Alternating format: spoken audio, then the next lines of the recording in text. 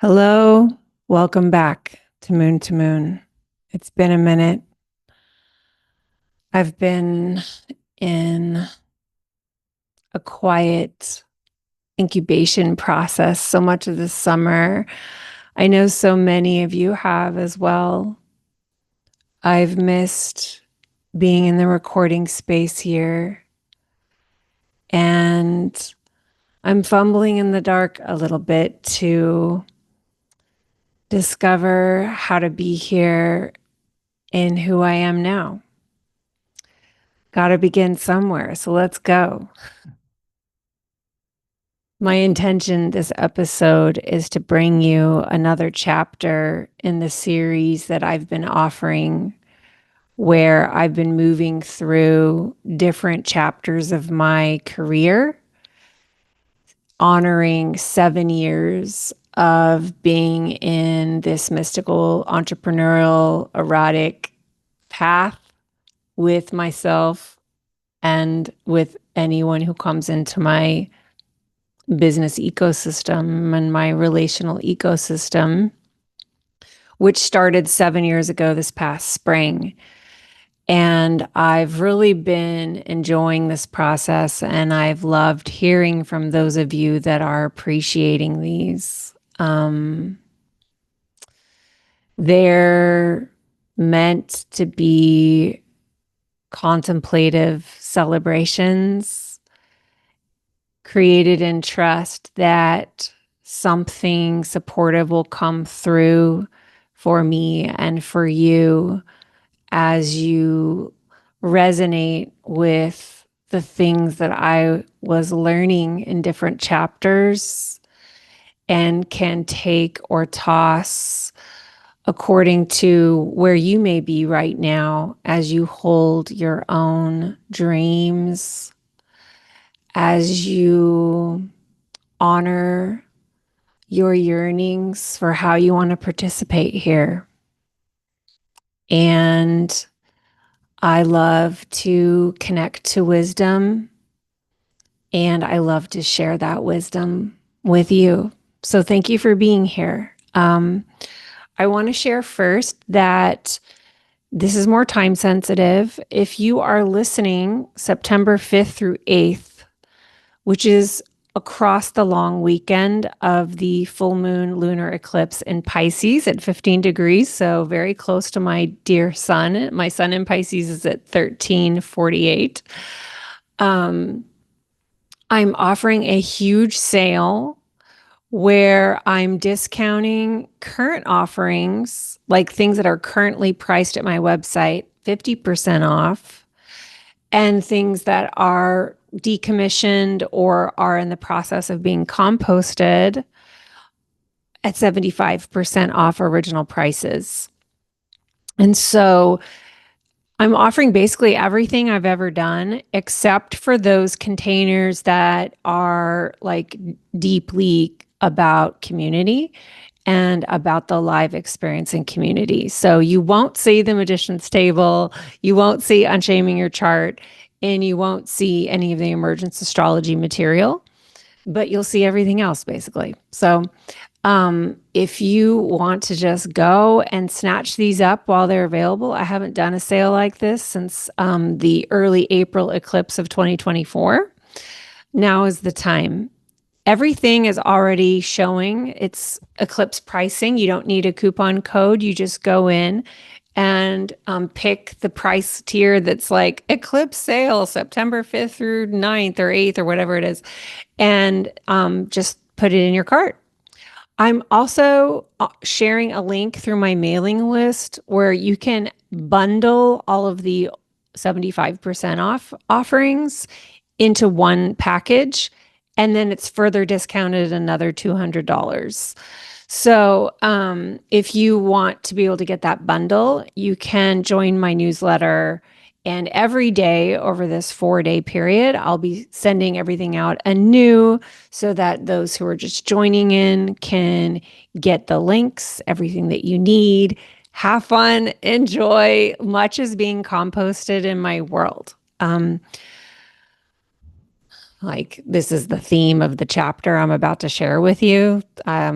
where I basically uh, discovered myself to be a vulture woman who feasts on the dead and invites in new life. So it is that I became emergence astrology.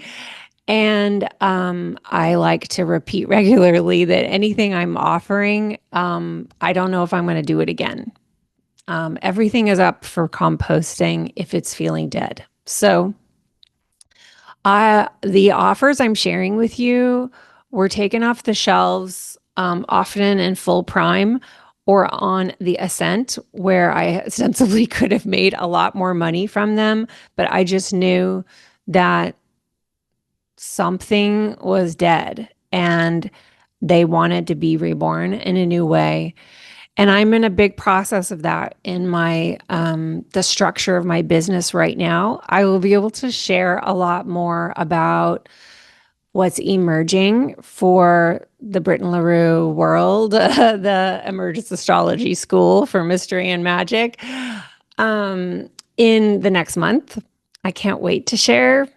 But for now, I have so many treasures that I've created that I poured my love and passion into that are brimming and overflowing with catalyzing teachings and so much love to support you with wherever you are in your life.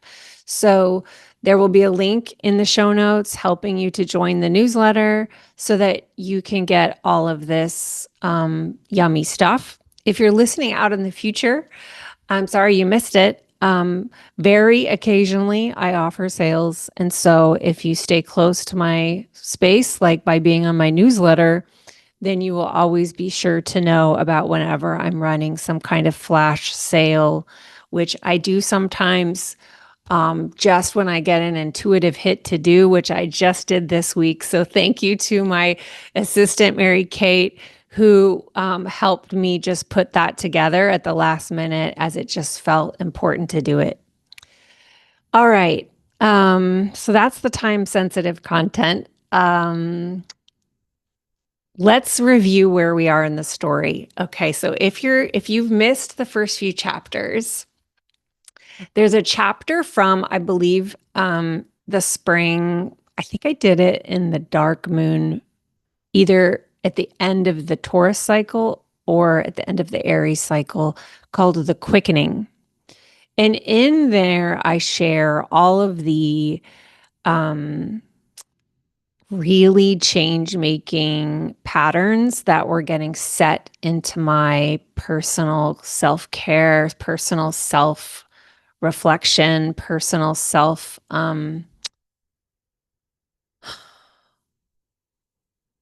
basically how I learned to ritualize my life without even at first realizing that that's what was happening. Like ritual just began to come in. And the 2 years before, I was like, I want to be a midwife for transformation, and astrology is going to be the language that moves through my mouth. What was I doing that I came to this point in the midst of preparing for my exams and my PhD work? On a totally different, in a totally different realm. I was studying the visualization of atomic science in post-war popular culture. So, yeah, I got on a new path, and a lot of that was set from the things that I was doing with myself, which included naming and moving through the steps of getting a divorce, finding intuitive healing to study with a teacher, looking up at the moon and realizing the moon was talking to me, but also my running practice and becoming someone who trains for marathons. I'm currently training for my 5th marathon, Twin Cities Marathon, October 5th. Twin Cities Witches, I'll see you there. And also, hey, didn't have an orgasm till midlife. So this period was also very much about my erotic awakening at age 40. So witnessing all y'all who have had a similar late bloom there. I guess I was actually 39. So then the next chapter, which is really chapter one, because the first chapter is like kind of chapter zero, is the one called All the Nitty Gritty Details of the First 18 Months of My Business, where it's like, how do you go from having client number one, like starting an Instagram from scratch, starting a newsletter from scratch? Nobody knows who you are in this field, like literally from zero to a place where I'm now bringing people into the things that I put up in the world. Maybe that's only like 9 people, but that is a big deal. Like, being able to trust that I'm in a name that I'm putting a thing out and people will come. It may not be droves of people and it may not pay my bills, but I can be sure of that. That's an enormous bridge. And I help a lot of people with that bridge. And so that's a really important episode to tune into, especially if you're there in your in your dream. And then the last one was on the aura building phase of my career, which is what I called it, which it was fall 2019 to basically like January, February of 2021. And this was a huge growth period in my career. It's really astounding when I look back on it. I mean, although I have to honor that I was like, this one goes to 11, like Spinal Tap. Like I was working so hard, just every day, like ready to go. Can't wait to show up for my dream today. And really brought that through with my self-published workbooks, changing the name of my business to my own name, hiring someone to create my spectacular logo in the style of my favorite art history style, Art Nouveau. See the Paris Metro signs for the inspo.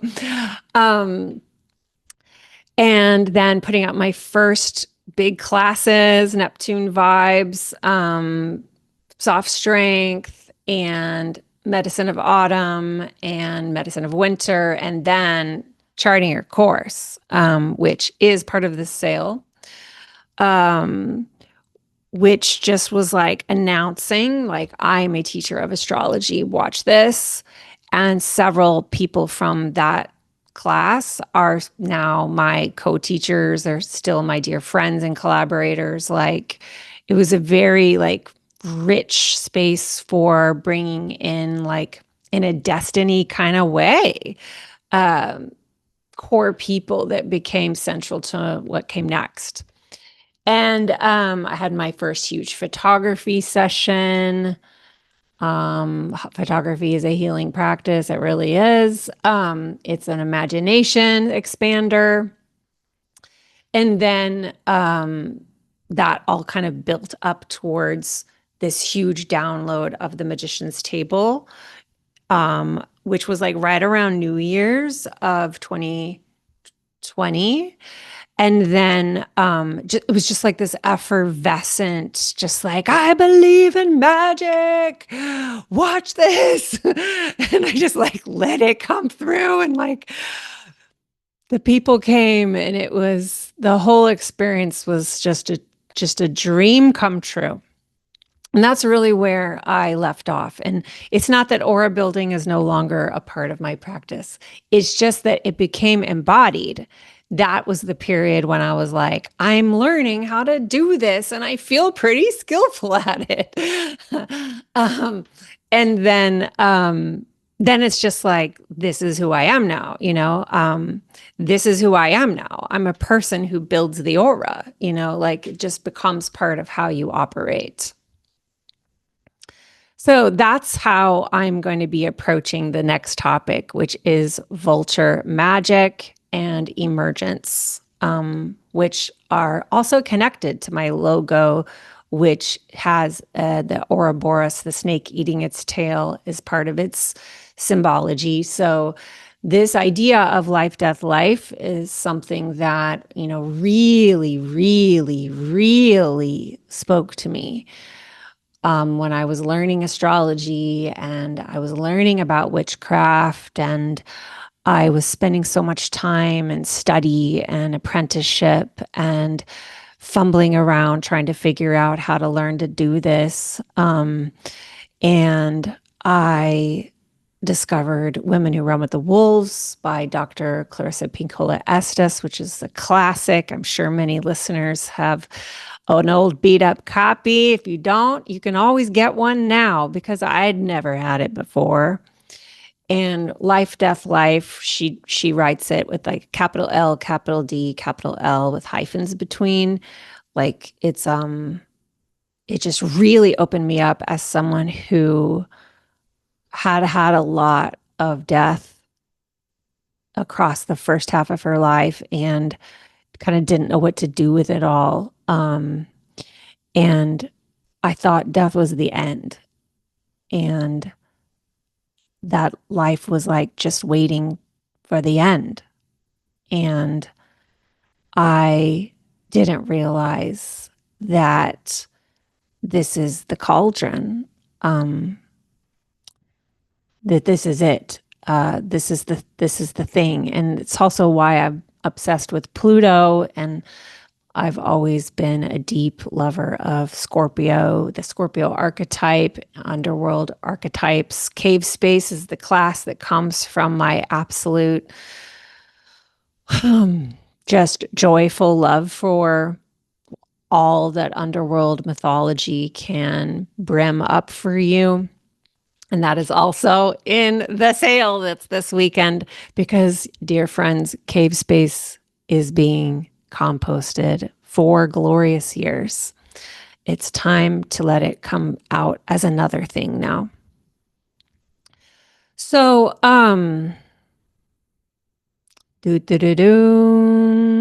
yeah, I'm going to be telling the story about how vultures came into my field, and how emergence as a term like really started to lock in for me. It's not that it wasn't there before. I was using the word emergence and emerging quite a bit already in Living the Signs and in Moon to Moon, the workbooks I wrote in the previous chapter. It's just that I got to practice it a lot this year, and these keywords came out. And so I came to the embodiment with what the thing is that is still with me.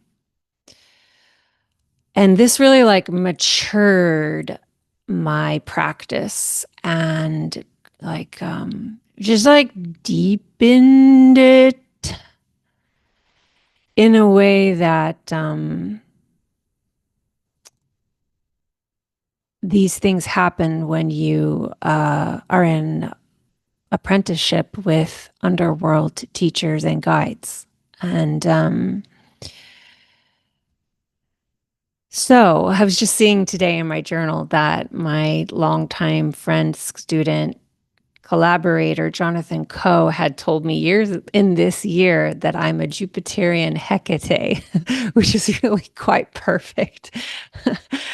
I think before this year, I was like strong on the Jupiterian, and I still am. But this was the time when I really allowed myself to land into this like more hag wisdom place, that I also am too. I also am too. We are all these ages at all times. That was not a thing that I knew the first half of my life. And that's a huge theme and that's the major teaching in Moon to Moon, my course that's also half price. That's currently always available at my website for you. It's my foundational teachings. It's what I'm constantly referring to is like it's in Moon to Moon. Go to Moon to Moon. That's where that is. Um, so it's a self-paced, long offer that's meant, it's full of small, bite-sized teachings to savor slowly because they're so high impact and high sensation that you just need your own pace. So you can slow move through it the rest of your life, returning cyclically back to it to like bring in the embodiment. Okay. Um, yeah, I think that that all serves as prelude. What do you think? um, what we'll be doing is basically like February, March 2021 to about the same time 2022. It's so rich. I can't, I wanted to try to put more in, but I was like, I started to feel the theme change after just the 1 year. Like, nah, that's a theme change. Like the music is different. That needs its own chapter. So it's only about a year that we're going to be looking at, but it will probably be just as rich in length and the density and breadth as the others. So here we go. Um, so the backdrop here and the important detail to emphasize is that I'm ostensibly offering this to talk about my career. But this year that we're looking at, it was a year where my seventh house and eighth house were really what I was caring about. And meaning my relationships and like the deep, scary, vulnerable places we go in relationship. And everybody's got a square, we call it, a tension conversation between the house of your partnerships and the house of your chart, your reputation in your chart, your career. And for me, I also have my North Node and Pluto in the seventh house in Libra, squaring my moon in the 10th in the house of my career. So there's a lot in my life that is about relationship where this is where I die. Like I die and come back to life here with people, the people who come into my life. So ever since I've been very young, I have not had a lot of friends, a lot of relationships because I tend to like go to the ends, go to the place where we either die or we rebirth ourselves here.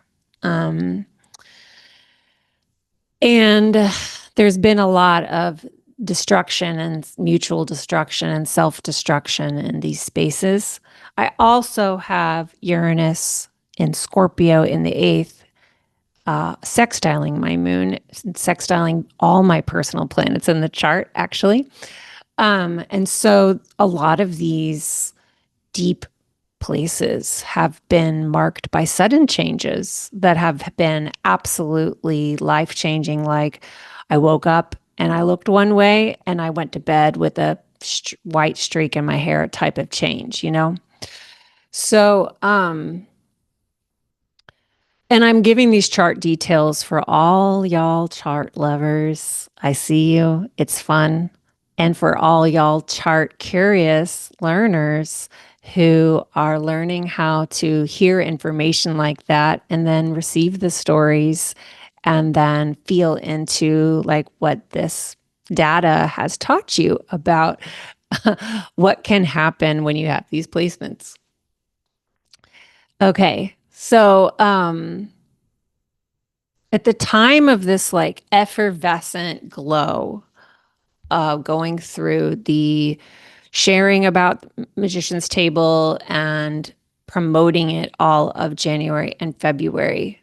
In my personal life, I was navigating Um, what I was refusing to smell in the room of my relationship, which was the stench of death. Um, I was so busy being creative that it was like, I'm not gonna smell that right now. Like I not listening, like Gollum, like not listening. um like I had been with this man for 3 years.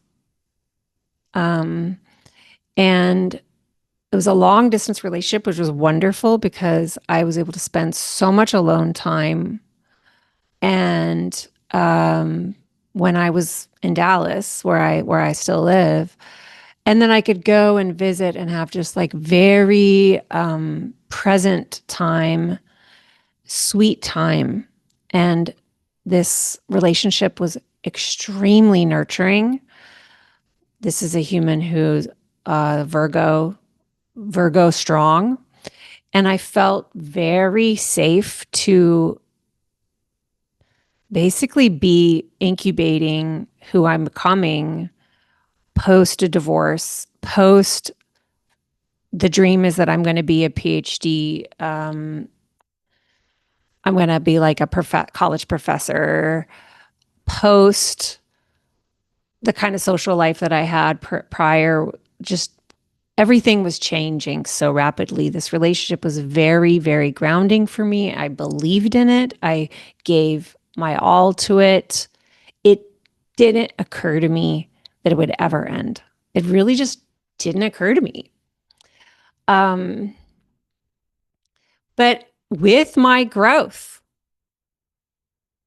with my expansive state, like the expanded state of like moving past all these old swaddles, like swaddles were dropping away all in that aura building phase. All of these containers around myself to stay safe were too tight, too tight, too tight. And I was just spreading myself out, it was just like really spreading out. And it felt so good. It felt so good. It felt so good.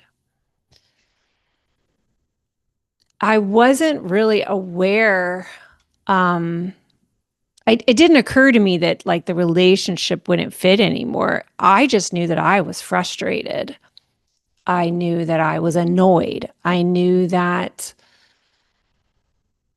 certain things I'd liked before I didn't like anymore. I didn't like doing the drive anymore. I wanted to stay in an expanded state, and I had big dreams, and I wanted to know, what's next in the big dream, what's emerging now. And it was just clear that that was not a resonant question to ask for this other person. And so my symptoms were frustration, and I hated the way that felt. And everything was just marked by kind of like this under the surface, not occurring to me ever that it would end, or that I could really like name that, or that I could even have the audacity to picture it. Like, didn't want to allow it in, because it had been so wonderful for me. I didn't like thinking about it ending. We do this, but I kept pulling Eight of Cups. I was like, what could it be? It couldn't be this thing. Meanwhile, also, I had joined a community in the last year and I loved being in it. It was a community called Wealth, run by someone named Carolyn Elliott, is a magician. And I loved being in this community. It was so expansive for me. I met so many amazing people. I felt myself really growing from being there. And then around the same time as I'm having all this frustration and pulling Eight of Cups within the relationship, the leader, Carolyn, many listeners may know about what happened. Like, she revealed herself to be um,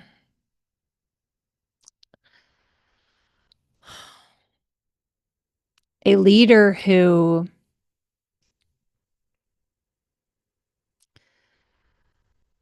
couldn't handle being questioned, couldn't receive feedback graciously, couldn't hear her community, and then proceeded to like lash out at them in ways that were remarkably similar to what many people have felt in a caregiving dynamic that has felt extremely harmful.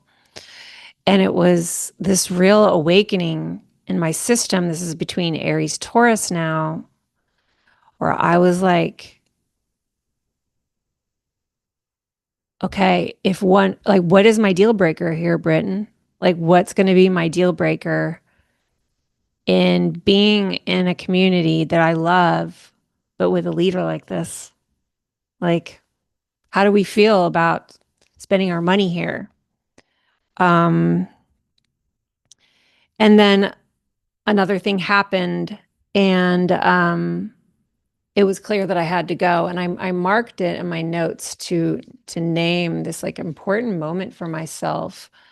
Let's see, I have it down as April 22nd. If you're watching in YouTube, you can see me flipping to the page. Yeah. So I had this realization that it's a no for me. This place is a no for me. I'm not staying here. April 22nd. And I shared in the community feed a brief note about how I was leaving, just to anyone who wanted to care about it. I wrote to my colleagues, you, oh, I'm going to weep, y'all. I said, you are already sovereign. You do not need a monarch to show you how magical you are or how enchanting this world can be. You are already a divine being among divine beings. You do not have to endure this reckless and brutal communication. You are already wealthy. You will not find yourself scarce without this space. Remembering that this place was called wealth. Because that was one of my big fears is like, what if I leave and then I can't have wealth? Because like that was legit in the rhetoric we were getting from the leader. Is like, well, if you want wealth, you need to be here, you know? And just like, this kind of rhetoric sounds familiar. Haven't we already been through a president that talks like that? Huh. You're the only one that can lead our country, huh? No one else? So I left.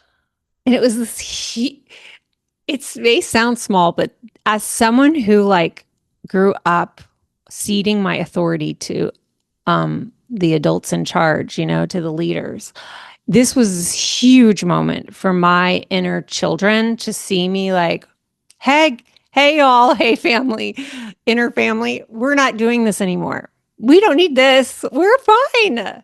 We're going to be abundant without the space. I know you loved it and it's sad. And it was so fucking sad because I really had a great time there.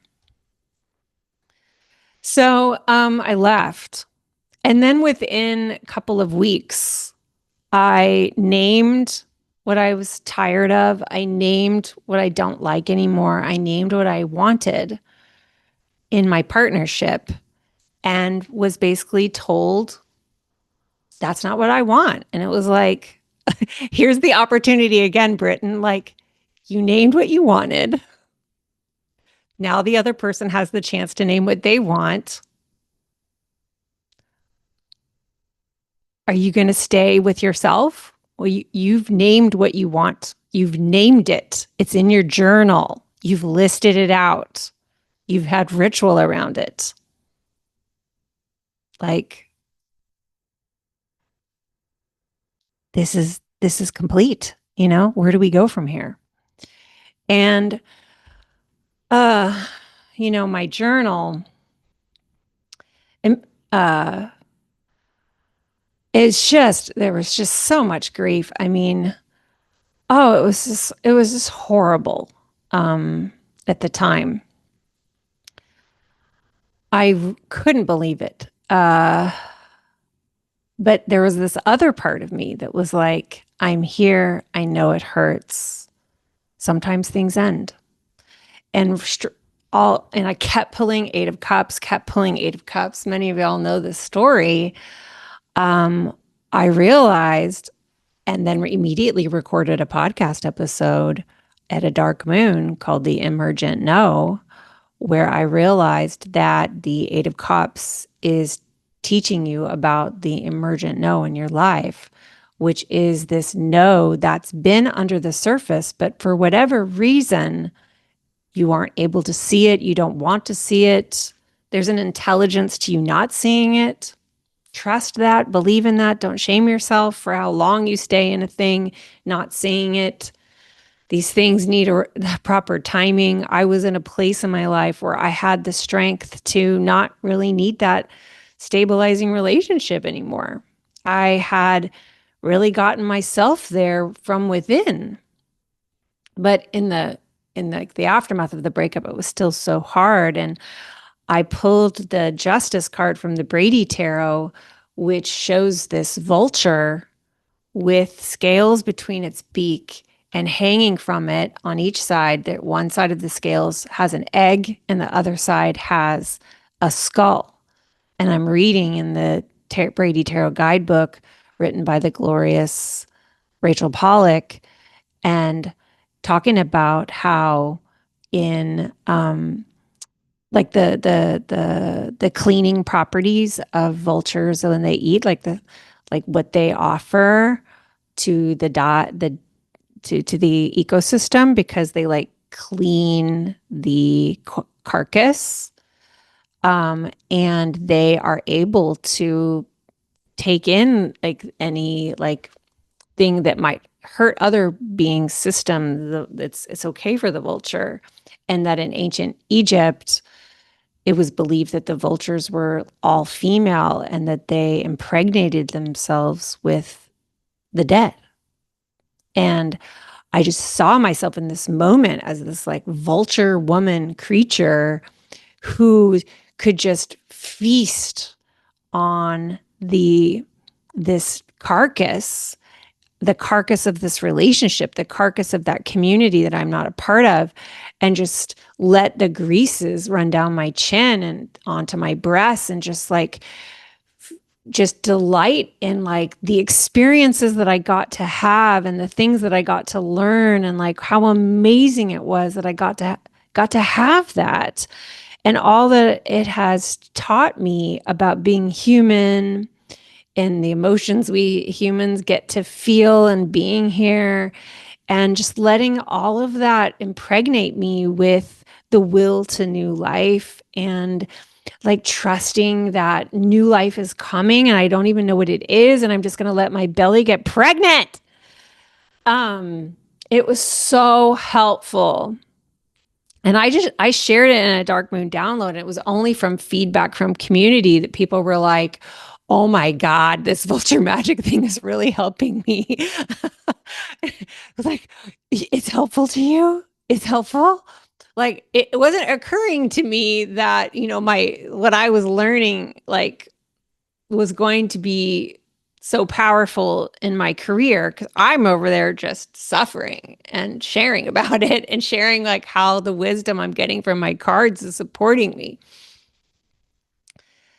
So, because and the other death thing here is that one of the reasons I brought all this to the surface, it emerged.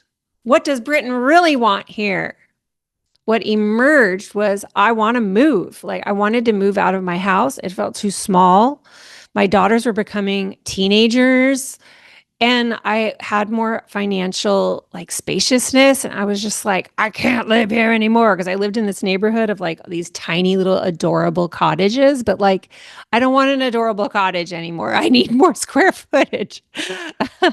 And like, that part of what initiated it is he did not want to be part of that dream. And so I was like, I'm in a dream though. Like, so in the grief, I was packing my house, just getting ready to sell the house, looking at new places to live, visualizing, dreaming, creating all of these rituals around like my Venusian call for abundance and this beautiful place for me and my daughters to luxuriate and being together and a home for my creativity, a home for my work with more spaciousness than I'd had in that cottage, which I had loved, like Eight of Cups. Like I was so happy to live there for so long, but it became a too tight container and I needed to molt it. And so this whole period, like Vulture magic was sustaining me. See also Mrs. Brisby in The Secret of Nim, one of my most favorite movies when I was a kid. And like Miss Brisby is such a badass mother, not afraid of anybody. And magic will find her so she can move her home. So I'm like calling in Mrs. Brisby magic and just like trusting.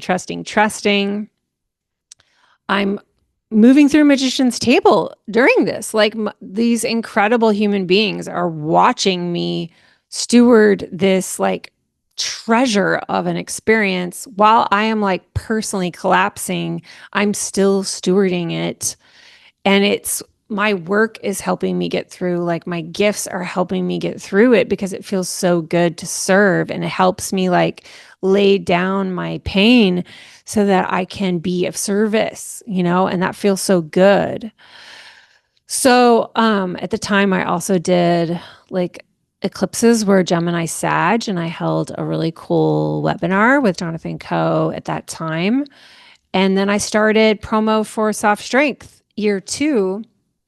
Previously, it had been a self-paced class, and I wanted to bring all the teachings back, but do it live, like for live discussion. And Soft Strength is also available in this sale this weekend. It is a treasure to so many. It became Moon to Moon, the course, after just basically that whole experience. It showed me how powerful Soft Strength was. And it took me 2 years to be able to feel ready to teach it again. And by then, things had changed so much that I wanted to redo it with a new aesthetic and with more. And that's how Moon to Moon, the course, came forward. So there's a little background there. So Soft Strength is a decommissioned class available for 75% off this weekend. And Moon to Moon is a currently available class available for 50% off. If you cannot, if like you really need the lower price, know that Soft Strength is spectacular. Okay. So one of the big things that came through in this time, I'm looking at my notes here, is that it was really important for me to see at that time that I chose the breakup. There was a strong will here to be a victim. There were many parts of me that wanted to see this as a abandonment. And it was activating my deep abandonment traumas. And so it was a really powerful thing. I was moving through, helping myself see, you actually chose this. You're not a victim. You're not a victim here. And that I was learning things about like how trying to understand what happened was like a drain on my energy, and that I could just release needing to understand and let it just become forgiveness to both of us because it was sad. It's really what was underneath everything is grief because it's sad when things end. So I was learning how to be with grief that, like, just because I'm sad doesn't mean this shouldn't be happening. Like, this does need to happen and it's sad. So rather than be in the victim story of abandonment, darling, I'm saying to my inner children, like, hey, this is really an experience of grief. Let's learn to practice what that feels like and let's give it the attention it deserves. And that's also part of Vulture Magic. And I was doing just so much imagining what I want. Especially the more I practiced grief, the more I was like, okay, now we're going to visualize what we do want in our lives. We do want this new house to come forward. We do want it to feel like this when we live there. We do eventually want another kind of partnership. And as time was passing, I was allowing myself more and more, just a little at a time, maybe, possibly, I could love again. And a huge realization happened at this time, which I called the Dumbo's Feather realization. And I have a Dark Moon download on that from the summer. I was remembering how in Dumbo, can you see I have a deep love of animated films? um, in Dumbo, his friends convince him that he can fly because he has a magic feather. And being told that he has a magic feather helps him believe, helps him trust. And because of that trust, he's able to do it. And so at the end, when he loses the feather, it's the big question of, will Dumbo realize that he doesn't need the feather? Dumbo can fly because Dumbo can fly. That's why he can fly. And it was just like this huge realization of, like, all that I've grown and all that I've expanded into and all that I'm becoming is not because I was in that relationship. It's not because I was with that person. But even though that was a really important thing, but I was facilitating my own rebirthing in the sweetness of that space because your circumstances matter. Something we talk about in the Magician's Table framework is you've got your 4 tools, the elements, but the magician also has a table. The tools are on the table. And to me, the table is your circumstances. Who are you surrounding yourself with? Who are the people you're telling your dreams to? What are the conditions of your life? What kind of self-talk is even possible in your circumstances? And so when you shift your circumstances, it's incredible what more is possible for you when you, like, especially when you shift them into being around people who are abundant with you, people who will be expansive with you, people who will be like, that's a great idea. Oh my gosh. When you feel like you're being supported, you trust and support. It just like feeds on itself. And that relationship really supported me in trusting in myself. But Dumbo's feather, I was the one flying. And so that was a huge realization that came in. And then like the packing up process of, like, setting things aside. I'm not going to bring this to the next house. This is not coming with me. This is not coming with me. This is not coming with me. Like, that is also very much like what emergence is made of. It's made of also what's not coming with you anymore. It's not coming with me. This used to mean a lot to me. This is not coming with me anymore. This is not who I am now. This is not who I am now. It's okay. It's only rough when we can't hold grief, right? So this whole thing is about learning to be with grief. And oh yeah, here I quoted myself that I wanted to share. I wrote, as for me, I'm moving on. I am the chariot. I keep going. unafraid of where the path will take me. I have my guidance. And in this time, I was deeply in apprenticeship with Venus because everything felt like a Venus pain. And it was in July then that I'm making sure I didn't skip over anything really important here. Yeah, it was in July that I was in just the deepest month of on the knees apprenticeship with Venus. And I heard them say to me, like, you are being scarce about love. When I was like, I'll never this again. And, those type of, that's just doesn't exist. I was like, I had all this storytelling about what was possible with men, what was possible with men who live in Dallas. Um, I, I had I had a lot of stubborn beliefs, and Venus was like, really, you're being scarce. Can you see that you're being scarce?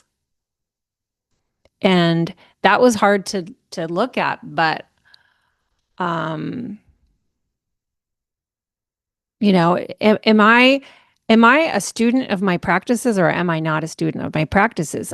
All of these things were challenging me to be embodied with what I was teaching. And that includes, like, if you're in a deep moment with Venus and you're hearing about how you're being scarce, are you willing to notice that? I'm willing to notice that. Like, I'm willing to notice.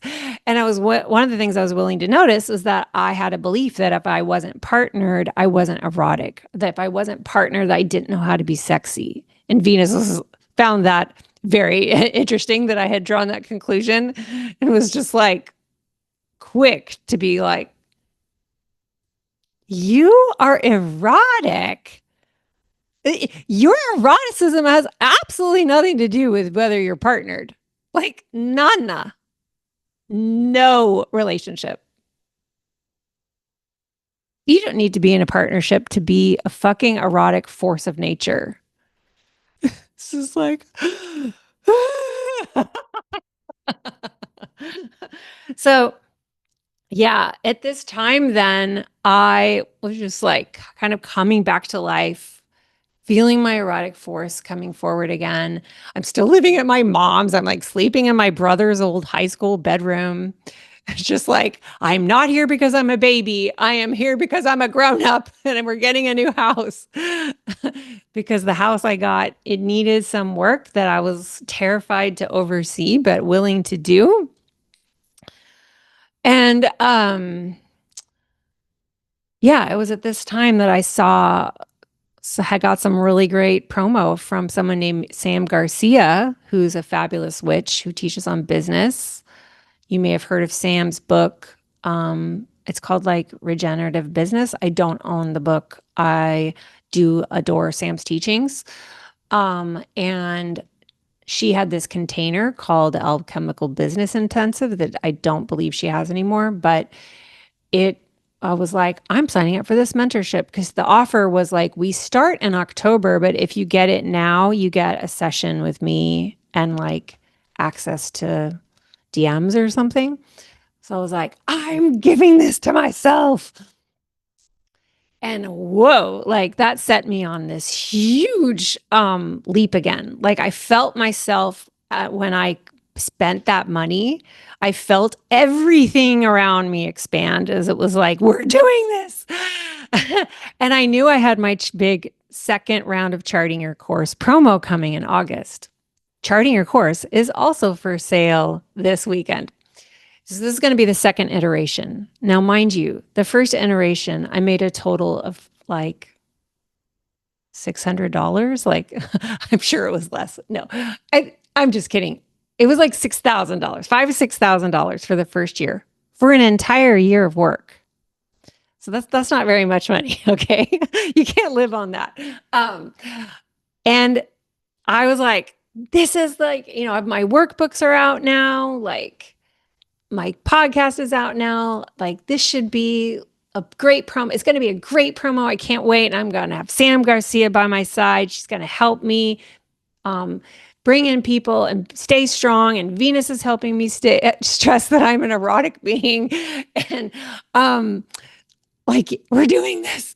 And yeah, so that was an example of just like, I really, really, really, really, really, really believe in investing when you are also willing to be the one who's actually doing the alchemy. Like, I don't believe in throwing money at a thing thinking that the other person is somehow gonna like do it for you. Because guess what? I went to like 3% of like the Sam Garcia class. Like, it's like an inside joke with us and with the people I'm still friends with who were in the container. Like, I said hi and bye and got all my money back because for me, it's like I need to see myself commit. And then I'm like, watch this. And I hold the space for my own alchemy. That person is there as a steady rock, as a person I can turn to for resources, as someone who can witness me when I feel a little lost, like, help me hear myself. Someone who like knows more about shit than I know about. Like, I don't have that kind of background in marketing. I have no background in marketing. So, yes, I don't think that I could have done it without her, and I could have done it without her at the same time. You know what I mean? I really feel like this is the attitude when you make big investments in your own abundance is like, know that it's really you that's doing this. Because for me to think it was somebody else doing it, I would not be inspired by that. I want to believe that I'm the one like co-creating this with the universe. And I'm also the one who doesn't believe she has to do it alone. I do want mentorship on things I don't know about. I do want a second opinion, when I'm feeling like, the path is kind of murky. I do like resources. I love resources. I love other people's resources. And so let me make this clear by getting into this contract. Like, I'm in this contract. I'm doing this contract. And sure enough, charting your course brought in like $45,000 the second year. The first year, 6,000. Okay. That's like a huge leap. So yes, I got my money back. It was like $6,000 or something for that container. Completely worth it. And I only attended like the first few things and then the last thing. And yeah. I have Sag in the ninth house. I don't like to make all the classes. So I'm a big self-paced person. Pisces are also big self-paced people. I'm always thinking about self-paced learners when I create things, except for those containers that actually can't function without community, which are also very important to me. They're just doing something different. It's just a different experience. Okay. So, meanwhile, I decided to run another marathon to help bring structure to the process of me seeing how strong I am, which is something that had helped me post like in separation and divorce. So I started training for the LA marathon that fall that was coming that fall. So things are like feeling really good. I had a coaching session with Danica Boyce, who's been on Moon to Moon twice. I love Danica so much. And I was telling her all about like my promo for Charting Your Course coming up and my dreams for it. And she was like, is there any way you can get laid? I was like, I love you. I was like, I don't know. Like, how do people get laid?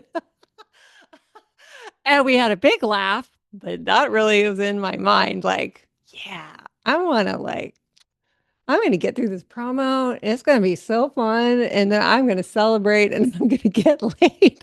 And you have to understand that, like, this is coming off of like the biggest vulture magic, you know, like, this is like vulture magic in action. This isn't to say that there aren't, I'm still crying in the shower often. I'm still swaddle, you know, like fetal position in bed sometimes because I'm still grieving. But there's like this both and that's at play of like death is present, but life is sure fucking present too. So, let's see. It was August 18th. I have it in my journal. Um, that I get a DM from a guy that I had met for like 9 months when I worked in advertising after college and promptly left because I don't belong in advertising. We barely spoke in that time. He was a creative writer, copywriter. He was like a rising star. And I was a lonely apprentice. Lowly is what I mean. And I was on his account. Well, the only time we ever spoke was when I came along to be a note taker at a meeting with him and someone he wanted to hire as a director for the commercial arc that was we were doing for the account. And the rapport that these two had was so much fun. I remember thinking maybe I won't quit this job because I want to do this forever.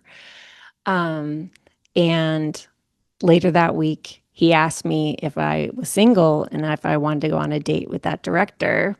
But I was not single. I was dating the person that I would marry. And I ended up, so I declined. That director ended up directing a movie called George Washington, which was an indie darling. He ended up doing Pineapple Express and Halloween, all the Halloween reboots, Exorcist reboot, David Gordon Green. And the man in my GMs was Matt Bull, who is my partner. He's been on Moon to Moon twice. Many of you have heard me talk about him. You may have seen him in some of my classes. And he just reached out like, hey, are you the same Brit LaRue? And we started talking, and he was curious about astrology. You can hear all about how we met in Coincidence as a Practice when he came on and we told our story. So it was an interesting scenario because I'm finding myself kind of obsessed with this person. We were having so much fun. Like talking was, it was like the kinds of talking I always wanted to be able to experience. And that very few people in my life, I felt like I can talk like this with someone. I've always thought there was something wrong with the way I talk because I can't find people who talk the way I want to talk. So it felt so good. And it was all very exciting. But he shared that, you know, he was out of a divorce. He was learning to practice having boundaries.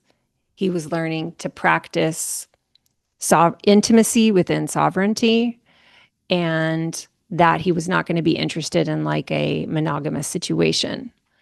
So this was like, whew, I had to really sit with this because, um, you know, I'd experienced being betrayed, and I didn't know that my system could really handle a scenario like this. But I wanted to play. I was just in this place in life where I wanted to play because I was being reborn from Vulture magic. And I was like, you know, this is such a great opportunity for me to practice the same thing. Feeling intimate with someone, but being able to practice my boundaries, practice staying open, practice like not future tripping on being in a couple with somebody, staying present to the moment that I'm in, and just opening up to being delighted. And I can always just leave then. And that's pretty cool too. I don't have to feel stuck because we've been on some dates and like I've gotten into a lot of trouble from being afraid to break up with someone. And if you catch my drift. So we go for it. And I mean, it is just like, just such an explosive meeting of two human beings. And it was all consuming. It was like, I'm observing, charting your course, and I'm dreaming of next things. I'm going to do my first cave space. Back then, it was called Notes from the Underground, a Scorpio Pluto kind of class. But I am like, all I'm thinking about is Matt, and like now I'm going on dates. Like I went on a date with a guy in his 20s, and he like, I'm just like, what? I hadn't done this since I got separated. And I never did it ever because I met my husband, ex-husband, right out of college. So I just leapt immediately into that safety.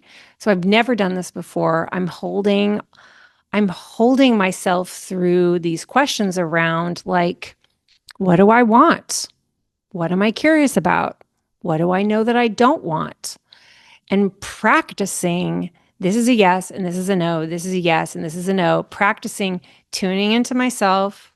How does this feel? Um, and I am just becoming so embodied with listening to myself and then just feeling this attunement around whether something is in alignment with me that I'd never been able to know before in myself. I'm holding myself through a lot of fears, and I'm learning to just trust this process that whatever comes up, I'm going to be there for myself. If this works out with him, it doesn't work out with him. Whenever this ends, it's going to be okay. And so one of the notes that I took that I thought, wow, that was so cool is I said, realization that I'm ending patterns of only building branches and not roots. So just really like realizing like what I want to be doing is building a root system. And the branches need to come now, moving forward. The branches are growing because my root system is so strong. How does my root system become so strong? Because I trust myself to be listening. Is this a yes? Is this a no? What do I want to have happen? What are the fears that are present with what's here? Can I be with those fears? Can I hold myself through them? And notice like what is from the past? What is a projection from the past where like I'm projecting it out to protect myself from being hurt, but it's actually not here. And that's actually not like this person is not my ex-boyfriend who betrayed me. But constantly like seeing the projection and being terrified and like just working through just how to hold myself through that. And it's not Matt's job to entertain my projections. That's my job is to notice my projections. My job is to protect him from my projections and vice versa. So, yeah, let's see. I wrote down manifesto, new moon in Libra. So let's go find that. I think it's in the next journal. Yeah. Okay. New moon in Libra on October 7th.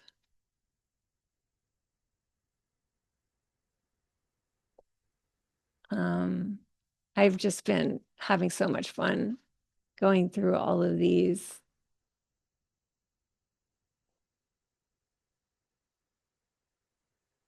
Oh, this is when I'm doing all the alchemical business intensive. Initiations was in October. That was so incredible. Here's October 7th. Oh, well, I wrote this. And I wrote it like in the middle of the page. You can see if you're on YouTube. Like I put it in like the middle column, almost like so formally I'm kind of suggesting that it's a poem or something or a prayer. a spell. I said, I am living alchemy. My skin molts dynamically as I respond to growth and change. I am able to be emotionally open and trusting because I am a clear person whose decisiveness brings forth the beauty of my inner world. I transform all fear into love. I enjoy and find satisfaction with all that life gives to me. I know how to walk away from what isn't loving and beautiful. Just because someone is adorable and I see how to love them doesn't mean I have to. Trust that you will know what to do because of how it feels. If it's not resonant, then it's not fucking resonant.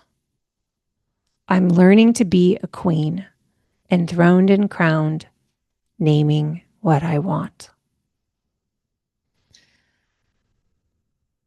That's that's an enactment of this is who I am now. This is who I am now.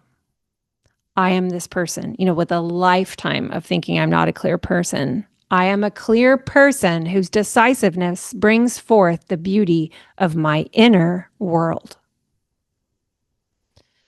And many of you have heard me teach, if it's not resonant, it's not fucking resonant. I mean, that came from me with myself as I'm dealing with these Venus themes, as I'm dating people in this Vulture magic phase, and like head over heels crazy for this guy, Matt Bull, while also holding that like we have not promised anything to each other. And there's no, at this point, I don't know where it's going.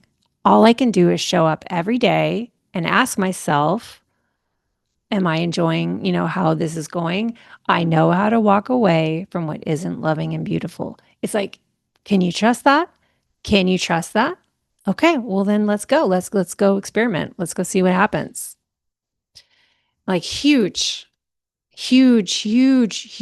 learnings that then can be funneled into how I do everything. Because that's what happens when something becomes embodied, is that you bring it to all the different parts of your life. So, yeah,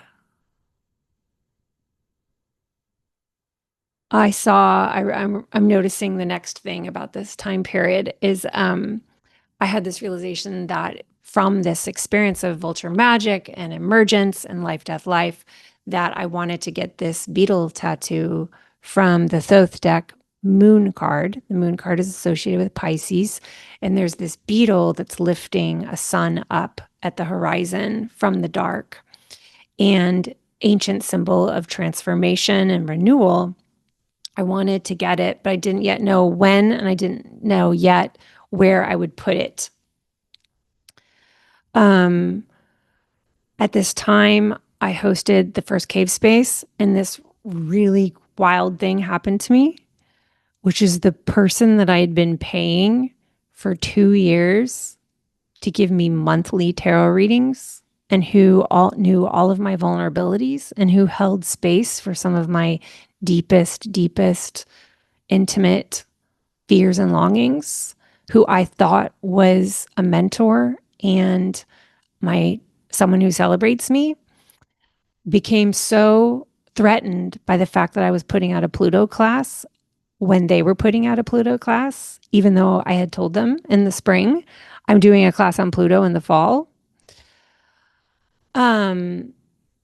They started to just take me down in comments in Instagram and telling me in my DMs, I know you're an Aries rising, but you don't have to be a liar, which to me is like deeply horrific, to use someone's chart placement to name call them and suggest that that's why there's something bad. And then actually fucking, I had to charge my computer, actually joins my class and rolls to then begin to try to take me down from the inside. And I am like in a free state. Um, this person has a way bigger following than me and like did not need to be threatened by me. Like, are you kidding? And so it was really difficult to like know how to act because I felt like a child. Um, but I was doing all this inner fortification. I said, I know how to walk away from what isn't loving and beautiful. Another thing that they were doing is critiquing who I chose as collaborators. Like, what do you fucking care who, what? I mean, did they think that I would invite them? They're the ones with the big following. Like, it was so messed up. And because I was dating Matt, who now has his own creative agency, doesn't work for that big agency anymore. He is such a bard and a wordsmith and a genius with communication and making everything light. He is a Gemini moon. Um, at the time, he was like, what would it be like to respond to this email that she sent me with all of her mean words as BL the brand rather than Britton LaRue the person, like the human who's in pain. I'd never heard a framing like that before. And it really helped me to feel into like what he meant was a kind of larger witch voice that could like alchemize what was happening and call my power back to me rather than be frozen in states of fear and anger. So I dealt with it, removed her from the class. She eventually came back super apologetic, but we both agreed that, yeah, we're not going to work together again or be in each other's spaces again. So navigated one of my biggest fears that could have happened to me as a up and coming astrologer who at the time maybe had like 2,000 followers. I mean, if that much, like you, sometimes I would write down the number. I mean, it's just shocking that that happened. So to me, that also is part of Vulture magic because it was like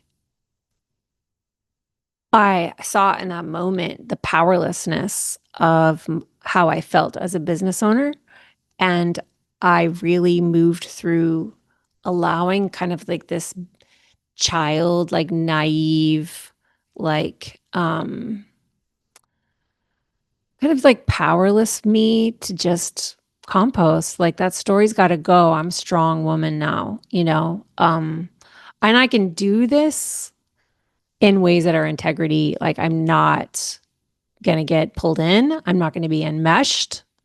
Like you're asking me for a Plutonian hook and I am not delivering it. Watch this as I extricate myself with my dignity.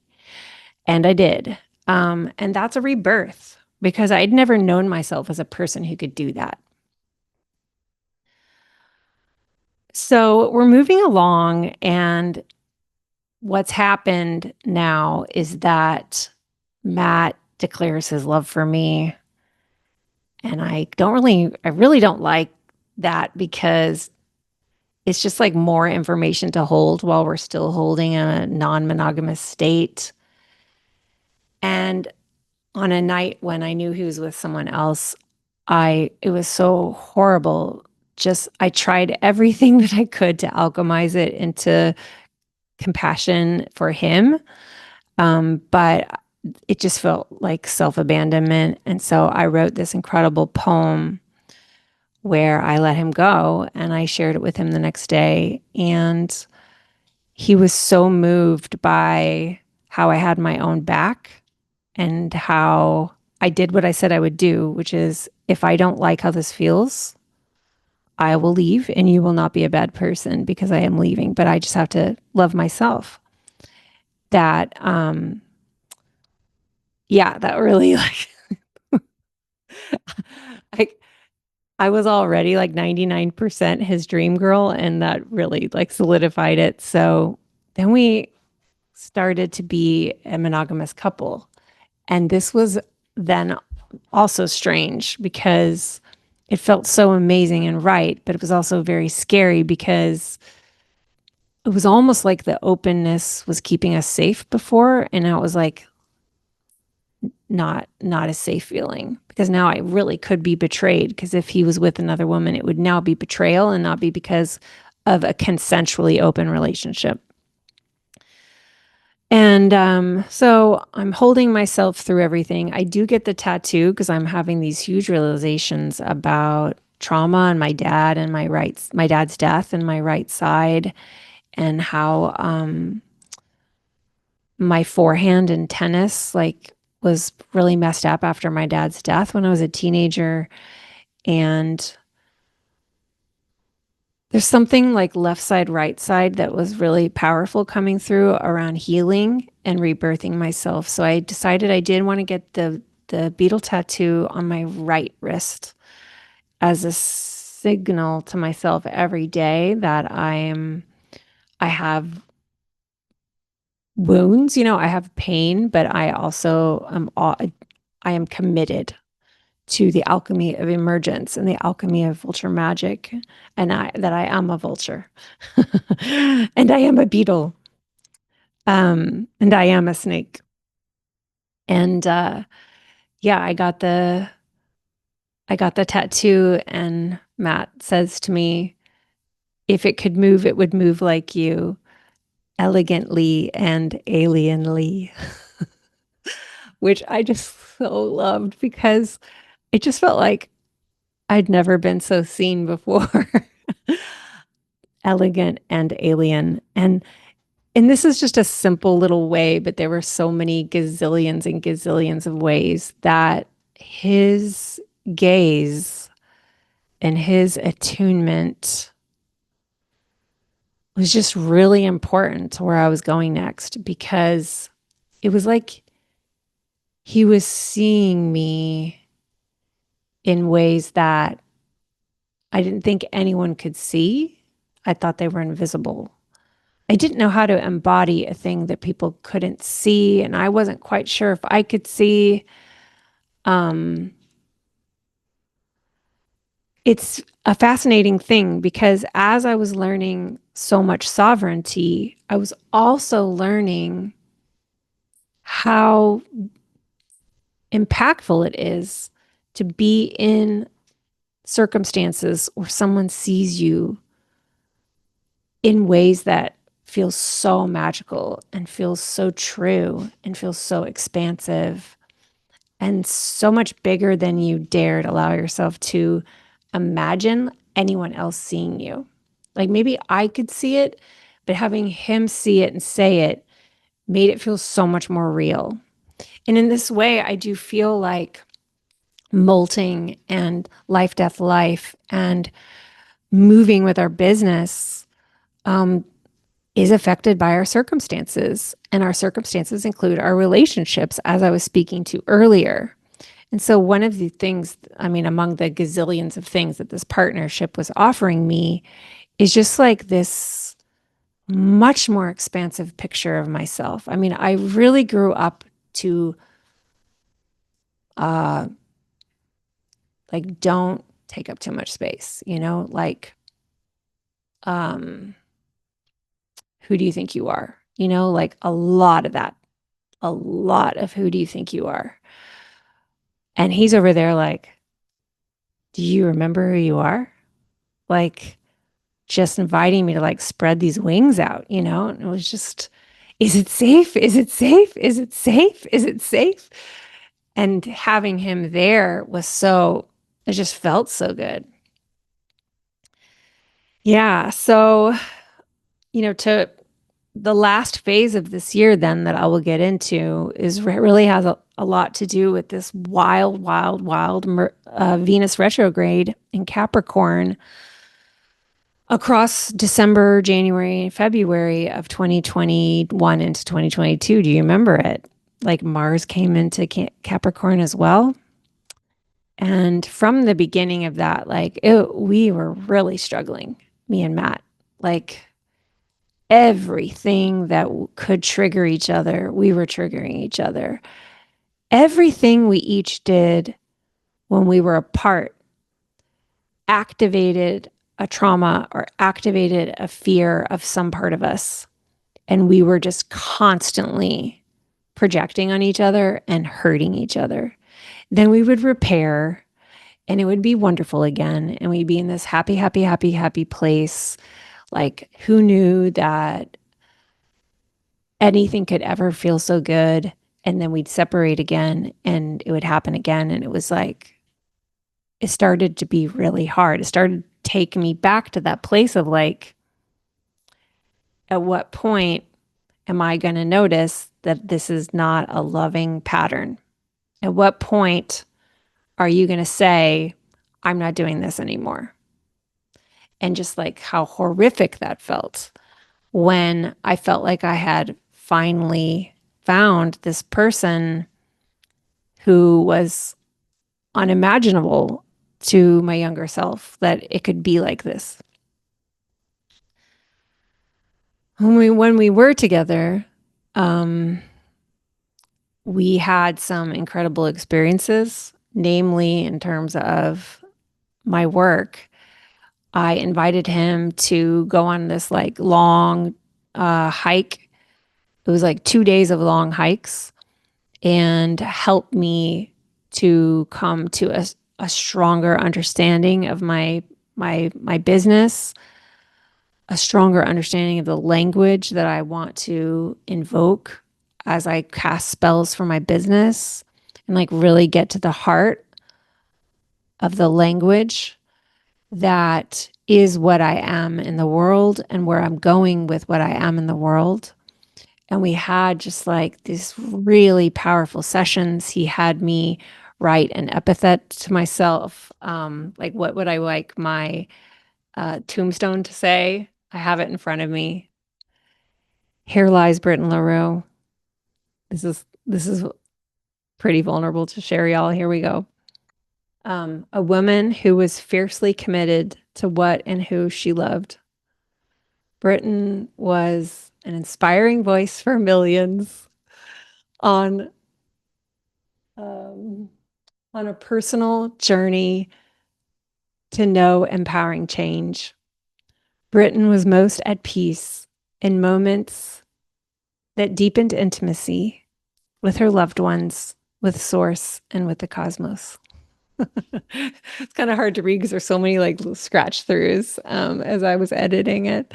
That was one of the things he had me do. He had me write like bios for my future self as if I was like submitting bios to different talk shows. Try it. It was pretty fun. Um, he had me practice writing pretend testimonials, like pretend testimonials from people, which I based on real testimonials that I got, but also summoning future testimonials. And it was from that we came through with uh, trust that voice and follow it, which is a thing that I use as like a tagline that came from this magical weekend. And it was on the second day that we've been practicing with like different kinds of astrology. What do we call my approach? Like mystical astrology, transformational astrology, lunar astrology. Like, what is it that what is this approach? And I can still remember we were pulling into this state park and he sat back and he looked at me and I stopped the car and I looked at him and he was like, emergence astrology? And I was like, just like, what? And immediately I just felt fear, like, it's too big. It's too big. It's too big. It's too big. I can't do it. I can't do it. I can't do it. He's like, you don't have to do anything. We're just let it sit there. And then we just kind of circled around it the rest of the day. And then by the end of the day, it was obvious that that was the name. And so, um, just wild that we were on this Venus journey and the name came out of my lover's mouth. But by February, Mars, on the day that Mars was on my moon in Capricorn, we broke up. He did it. It was like getting kicked out of a train. It was horrible. But, I've been there before, not that long ago. And I knew that we were on, like, this this is kind of a mess. How is this going to be sustainable? I was starting to be just really exhausted. I really wanted to focus on Magician's Table promo for 2022. I really wanted to focus on emergent astrology. And like, I just felt like I was constantly in the drama of our inner children freaking out, just freaking out. And he broke up with me with really loving words just about how our love is such a gift, but we have to face the fact that this isn't good for us. Like we basically couldn't, our fear, we couldn't trust it. We just couldn't trust it. And so I thought we were done. And I was ready to pick myself up again. I knew how to do it. I was now in my new house that was like my dream house. This is where I'm going to get my girls through high school. Like, I have my home now. I'm spreading myself out. I got the name for my business. I'm growing. I'm going places. I know how to care for myself. I trust myself. I can get through this. Like I've aged so much in 9 months dealing with a similar situation. But then he reached out and wanted to talk. And I have it in my journals, just like pages of like, why would I meet this person again? And what I decided is if we're meeting, like these are the things that I need to hear. If any of these things show up in my body or in the room, we're walking away. However, what is true is that there is no way that this is going to work if I don't set up a scene that believes in the possibility of repair and that believes in like the possibility that things could be different. If I don't believe that things could be different, why the fuck would I have this meeting? Like, that's a waste of my time. Like, we know what doesn't feel loving. Why would I do that? So I set up this whole space in the house and made it extremely Venusian. And it was like an altar to Venus. I had tarot cards on the table that I was calling in, like crystals. I moved all the other furniture out of the way. And we just had this table in the room. And he was supposed to come at 6, but he ended up coming at 5:55. And it was a Virgo moon that was trining Pluto. And all these things that I was like, here's my script. Like I didn't need them because he came in and like really felt, he started crying as soon as he saw the space because I showed him with the space that I set up that I was really actually serious about hearing him and that I wanted to trust in the possibility of what could come through. But he knew from talking to me that like I was extremely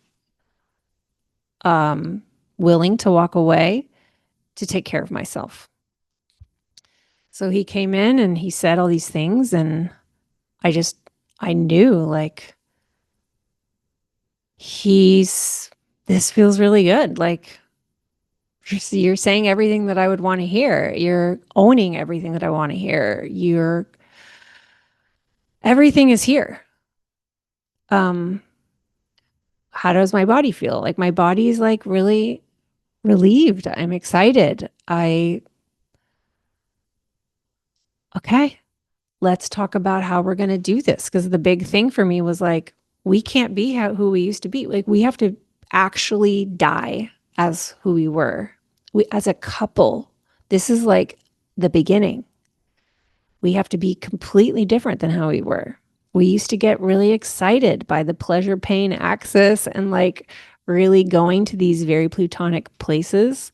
We can't do that anymore if we want to build something stable and we want to build a home for our love. What would building a home for our love look like in action steps daily? What are the daily ways that we are building a home for our love to thrive? What would be what we would see and what would be what we're not seeing? And what are we going to do? What protocols need to be set up in the liminal until we trust it to protect this home that we're building anew again? And we set up these like pretty intense boundaries that was like protocols that then we followed as long as they were needed. We started to just know, it really probably took about a whole year to really be like, whoa, we're like rooted. How in the world did we get so rooted? Because we would have these little flares, and that's for the next chapter. But we had protocols for what we do when we flare. And so we would just like follow the structure of the protocols that would help us land back together again to repair, because we knew that like all of our inner children are going to immediately be cool with this idea, that we were going to have inner children that were freaking out that this was a terrible idea. And here's the big thing we knew. This is not possible if we don't trust each other. And right now, trust is an absolute leap. It's a fall. It's a surrender into a chasm. We are fucking dying into this chasm to practice what trust would look like. Am I willing to do that? Am I willing to do that? Madness in many ways. But in that year, I had built up such a repertoire of ritual around listening to myself, listening to my desires, naming what I'm seeing, noticing what's here, listening to the emergent no's, noticing the symptoms of the emergent no, noticing like there's a desire that wants to move through. I am honoring this. I am listening. I am naming. I am validating. I am here for myself. I'm capable of walking away from anything if it's no longer a loving place. And I have guidance always with me. That everything that was laid down in that year around what an emergence walk will look like for me then became, through this experience with Matt, both the round one, but then in the next chapter, walking it in round two became an embodiment that is how I relate to everything in my business and everything that I'm creating, everything I'm holding. And it comes down to, being a person who trusts herself, to be there for herself. That doesn't mean I have all the answers, but I know that I'm going to be there. And I'm not abandoning myself. And knowing that allows me to face whatever's coming forward, even if it's scary, because nobody said it's not scary. It is scary. Being alive is scary. It's a vulnerable thing because we can get hurt, and we will get hurt, actually. And we do it anyways, because for me, it just comes down to how lucky I feel to be here, even when there are many times when I've felt sad about how the world is, personally, interpersonally, and collectively. I still really just feel that being embodied on planet Earth inside of time is the fucking coolest thing. And I'm gonna like full go for it. And that's how I run my business now. So much of it I learned from this whole experience of grief and then new life, and learning to trust in myself and in navigating being here. And honestly, this is what I care about. This is what I teach. This is what we're doing in every single thing I offer. There's always more to say. There's always more frameworks to imagine. And it's so fun because to me, these frameworks are art, and they're alive because they live beyond me. You know, emergence lives beyond me. Vulture magic lives beyond me. Emergent no lives beyond me, and so on. So, yeah, that feels complete, y'all. I look forward to doing the next one. I'm not going to make any promises about what I'll cover and when I'll do it today, because that was kind of a long gap since the last one. But all timing is perfect, so I've learned, including life, death, life processes. If you're still listening and it's before September 9th, you can get some of these containers that I've talked about at 50 to 75% off. It's where I really go into the intelligence of the teachings, but also the practices, the rituals, the exercises, the ways to bring it in for you. Like really bring it in so that you're navigating your life like your relationships. That's just a sphere of life where I've experienced a lot of this stuff. Whatever that is for you, you do it not just because it's interesting, even though it is. It's because it feels so empowering to navigate your life differently, feeling more empowered, feeling more trusting, feeling more expansive, feeling more magical and creative, and in a dance with all life around you. Thank you so much. If you love Moon to Moon and you've never left a review, I would love it if you would do it right now. Wishing everyone a beautiful eclipse season. I hope it brings forward really yummy things for you to notice and to tend to as you validate what's here in your life. That's what tends to happen. All right. Thank you. Thank you. Thank you.